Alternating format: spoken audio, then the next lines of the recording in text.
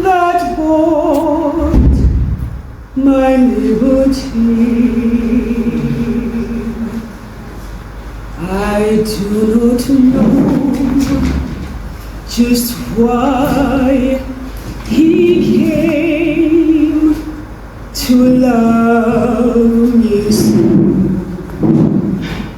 He looked beyond my fault and saw my need. Amen. I shall forever lift mine eyes to Calvary to view the cross where Jesus died for me. How marvelous that grace has caught my falling soul. He looked beyond my fault and saw my need. I shall forever lift mine eyes to Calvary to view the cross where Jesus died for me. How marvelous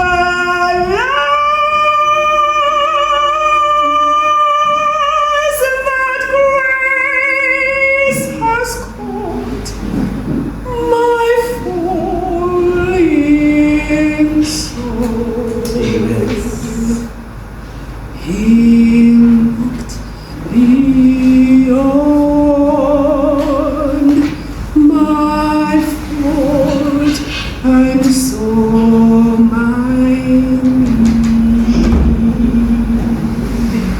He looked beyond my fault and saw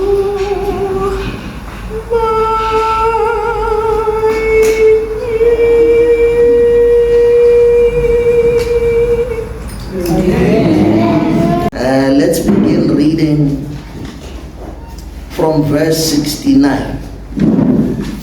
It says, Now Peter sat without in the palace, and a damsel came unto him, saying, Thou also was with Jesus of Galilee. But he denied before them all, saying, I know not what thou sayest. And when he was gone out into the porch, and another maid saw him and said unto them that were there, This fellow was also with Jesus of Nazareth. And again he denied with an oath, I do not know the man. And after a while came unto him they that stood by, and said to Peter, Surely thou also art one of them, for thy speech betrayeth thee. Then began he to curse and to swear, saying, I know not the man. And immediately the cock crew. Pause there before we come to verse 75. Now Peter, according to Luke's account, was following behind after Jesus had been arrested. And because it was cold, the gospel according to John says he stood there with unbelievers to warm himself. Now the flickering flame gave them an evidence. We know this man. You were also with them. Now prior to this, Jesus had told Peter, who had said, I am ready to go with you into prison and to death. But the Savior declared, Peter, this night, you just said this now, but this night, the truth is, you would have denied me 3 times. Before the cock crows thrice, you will have denied that you know me.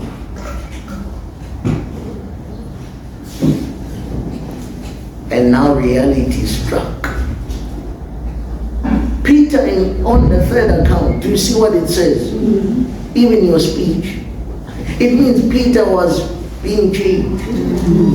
He was not yet fully converted, but there were signs that the Spirit of God was at work. Because even your speech, Peter, betrays you. But what does he do? You want to know that I do not walk with them. He began to curse and to swear. It tells me that when we say, hey, well now, it's a form of denying Jesus. Young people, as you listen to that music that is written parental something at the bottom, that is the cursing and swearing, it declares you are denying the Savior you profess. Chuck that rubbish out by the grace of God. Hip hop is not for the Christian. Because Peter with his speech was saying, I don't know the man. And Luke's account says, while Jesus heard the denier, he then turned to look at Peter. When Peter looked at the same face that Judas saw, Peter saw love mingled with grace, no condemnation, long suffering, truth, patience. And Peter was struck as he beheld the image of God. Now verse 75. And Peter remembered the word of Jesus, which said unto him, before the cock crow, thou shalt deny me thrice. And he went out and wept bitterly. You know, Peter was so overwhelmed with emotion, with guilt, with shame, that he ran like Judas, but soon found himself in Gethsemane. And he remembered,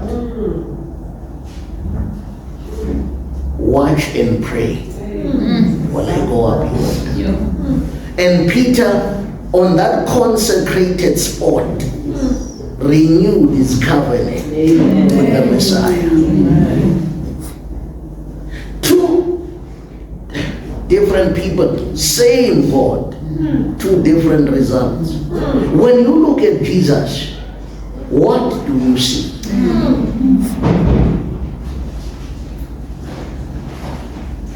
Now the Son of God was led up to Golgotha, place of the skull.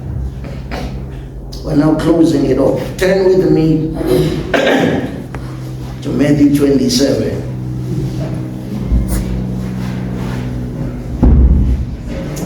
Matthew 27. Are we there? All right. Verse 35. And they crucified him and parted his garments, casting lots, that it might be fulfilled which was spoken by the prophet. They parted my garments among them, and upon my vesture did they cast lots. So when we get to this place, now Jesus whose cross had been carried by Simon. I wish I would have told you about Simon, but you'll get it on your notes. The thieves, the two thieves were resisting as the soldiers wanted to nail them to the cross. But here was Jesus, an unresisting victim. They handled him. Ellen White says they were handling him roughly. Meaning when they pulled him to the right, he did not resist. He allowed himself to be swayed wherever satanic agencies were leading. To give unmistakable proof as to the kind of person our Heavenly Father is like. If it was the Father who became flesh, the gospel account would have been written the same. Because Jesus declares, he that hath seen me has seen the Father. So they put his hands there and drove the Roman nails. Hands and feet. And then they pulled out the cross with Jesus there in the middle as the greatest criminal of all time. Now the cross had a seat, a mini plank where you could rest. But the thing is, if you choose to rest on it, you cannot breathe. But if you lift yourself up, you experience excruciating pain. The cross was a symbol of torture. And here came men filled with demons and saying, save yourself. He saved others, himself he cannot save. If you are truly the Christ, come down and we will believe. Because Satan was pushing for selfishness. Selfishness. That's the principal power of his kingdom. Yeah. And Jesus kept quiet. And others were passing by, they looked at him. And this guy. Christ was a symbol of mockery, of insult, of derision. But now the greatest test was yet to come upon him, because now he could no longer sense the presence of his Father. And earth at this time was covered with darkness for the space of 3 hours. In that darkness, Ellen White says, Jesus was being given the last dregs of the cup of wrath to drink. And now he cried. At about the 9th hour, verse 46, Jesus cried with a loud voice saying, Eli, Eli, lama sabachthani. That is to say, my God, why have you forsaken me?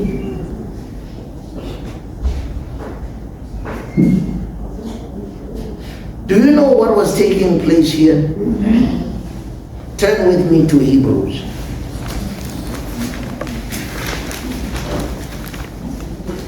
Hebrews chapter 2. We're preparing to close. Hebrews chapter 2, verse 9. Then we'll turn to Hebrews 13. Hebrews chapter 2, verse 9. It says, but we see Jesus, who was made a little lower than the angels for the suffering of death, crowned with glory and honor, that he by the grace of God should taste death for every man. Now, all people from the Old Testament time, I mentioned to you, as they drowned in the flood, as they burned in fire and brimstone, as the angels slew the 185,000 Assyrian men, as Moses prayed and the ground opened and swallowed Dathan, Korah and Abiram and all their sympathizers, as David had numbered Israel and a plague fell upon God's nation and men began to die. All of this was a form of sleep. No man had ever tasted death. No man had ever experienced what it is like to be separated from eternal life. Because God is eternal and God is life. When God was separating himself from Christ, it was the loss of life eternal. Jesus was dying the death of eternal separation. He was tasting what it is like for God to hand us over. To say Ephraim is joined to his idols, let him alone. You see, when you and I sin even now, we do not experience this separation because probation is still open and Christ has breached the gap that we may return. But with him, he tasted the wrath of God unmixed. Unmixed with mercy. Ellen White even mentions Jesus had always been an intercessor for men. Now he needed an intercessor for himself. But yet there was none. Hebrews 13. Same chapter. Same book, sorry. Hebrews 13. Notice with me verses 11 and 12. It says, for the bodies of those beasts, these are the animals, whose blood is brought into the sanctuary by the high priest for sin, are burned without the camp. Wherefore, Jesus also, that he might sanctify the people with his own blood, suffered without the gate. You see, it uses the word gate. Let me take you back to Genesis. When Adam and Eve were in their innocence in Eden, they were living inside the gate. But as soon as they sinned, cherubims protected the way to the tree of life and they were cast outside the gate. And they had lost what? The robe of righteousness. Meaning Adam and Eve were naked. They were miserable. They were poor. And one who would take their place must also hang on the cross. Miserable, poor, and naked. This is why in Matthew, if you read Matthew, Luke, and John, there were two garments that Jesus had. The outer garment, which was split into four. Then the inner garment, because it had no seam, it was too perfect to divide, they cast lots for it. And Jesus was left with nothing. You know, those images of a Messiah wrapped with a napkin around his waist are not true. Jesus hung naked. You know, because an artist could not picture the reproductive organ of a god, to give him dignity, covered it up. Because how could you picture that in your mind, looking at the purity of this man? This is the reason why the artist could not bear it. Instead, to give him dignity, they put the white napkins. But in reality, men, angels, and the universe saw it all unmasked. And this is why when you read early writings, the Father, as Christ hung on the cross, called all the mighty angels first, the leaders of the armies of heaven, to say, watch. Because it was an angel of the highest position that brought all of this. And the angels in the lower ranks, Ellen White said, veiled their faces as they mourned for their beloved commander. There's a statement in Signs of the Times, she writes that the angels that are loyal without the cross could have not been kept from apostasy. Meaning the angels are preserved from apostasy by the cross. As they continue contemplating what took place there, they say, we cannot follow Satan. She then continues to say the unfallen worlds are preserved from imperfection, from defectiveness. All the universe is preserved by the cross. And this is why you see the message of Jones and Wagner of righteousness by faith. Ellen White tells us it brought to view the uplifted Savior. Never should we proclaim the third angel divorced from Calvary, because that's where power and renewal are found. We overcome by the blood of the Lamb. We need to contemplate those sufferings closely. It would be thoughtful, Ellen White says. It is well for us to take a thoughtful hour in contemplation of the life of Christ. She says we should take it point by point. Let the imagination grasp each scene. She says especially the closing ones. Then she gives us the result. Thus we will be imbued with more of His love.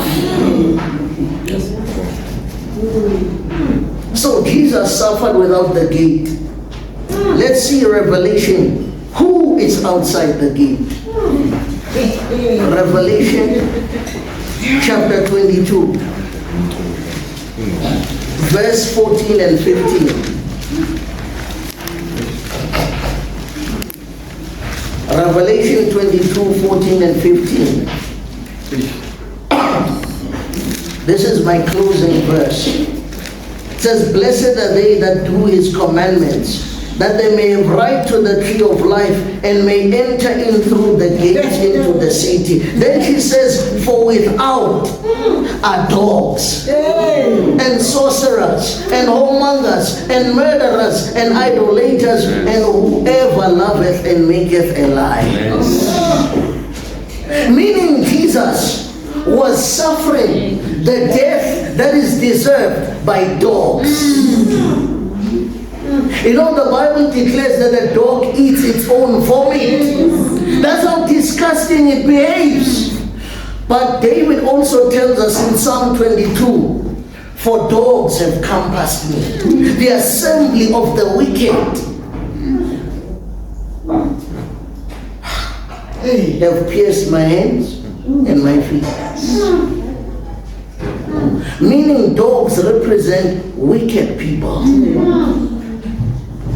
And where is the greatest wickedness found? The heart.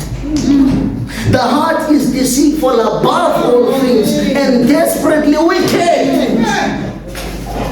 Jesus died the death that was deserved by wicked men and women. Jesus died the death deserved by whoremongers. These are people, saints, that are immoral when it comes to behavior. By liars. He suffered that death. Now that death in Revelation is called what? The second death. The lake of fire. Jesus died the second death.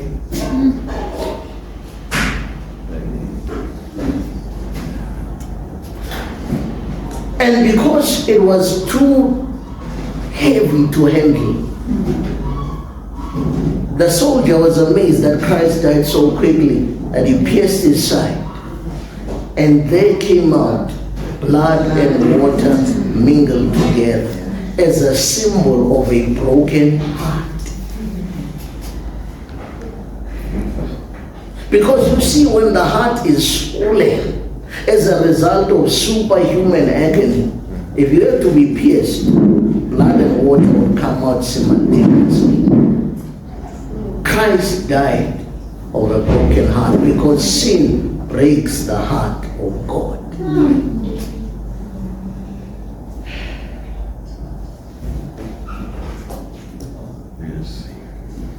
And the chief captain of our salvation declared, it is finished. And he hung his head and died. Those words, read the chapter in Desire of Ages, it is finished, had deep significance for the heavenly universe, because now the character of Satan was unmasked.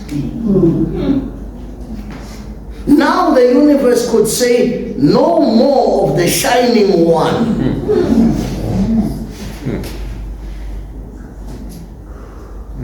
And thus was heard a loud voice in heaven, now is come salvation and strength. Because the kingdom of our God and the power of his Christ have come. For the accuser has been cast down, meaning Jesus took back dominion of this planet. And they overcame him by the blood of the Lamb and the word of their testimony, and they loved not their lives unto the death. Therefore rejoice, ye heavens, and ye that dwell in them. Woe to the inhabitants of the earth and of the sea, for the devil is come down unto you, having great wrath, because he knows that he has but a short time. When the sun set on that Friday, the disciples hid themselves. The Sabbath that followed was a miserable one. But Sunday morning came. You remember the manna? Israel was given manna for 6 days. And each time they would take a double portion on day 1, 2, 3, 4, and 5, it would breed worms. But on day 6, when they took a double portion, the manna did not rot. It was preserved. It was fresh. Jesus laid in the grave. And his body, we are told in Acts chapter 2, did not see decay, corruption, like the manna, it had been preserved. And the first day came, and another grain of manna came out of the tomb. You know, Ellen White writes that just before sunrise, at dawn, heavens opened, and the mighty angel descended in terrific majesty. And as he landed on earth, there was a great earthquake. And he rolled the stone and stood back and declared, looking into heaven, Son of God, thy Father calleth thee. And Jesus, as he had promised, I lay down my life. Why? Because no man can take it from me. Meaning, even as he died, it was a willful offering. Because no Roman spear could take his life. He laid it down. And he says, I have power to lay down, and I have power to take it again. This commandment have I received from my Father. When Gabriel declared, Son of God, your Father calleth thee, Jesus came out. Not simply from the first death, not simply from the spiritual death, but from the second death itself. No man had ever come from there. And when Jesus left the tomb, you know, the soldiers witnessed a powerful scene. And Christ lifted up his right hand and spoke to heaven and earth. I am the resurrection and the life. He that believes in me, though he will die, yet shall he live again. And he says, all power is given unto me in heaven and in earth. Now the grave, sin, unrighteousness, and all other wickedness had been conquered by the man of Calvary. Behold the man. May God bless the reading of his word in Jesus' name. Amen.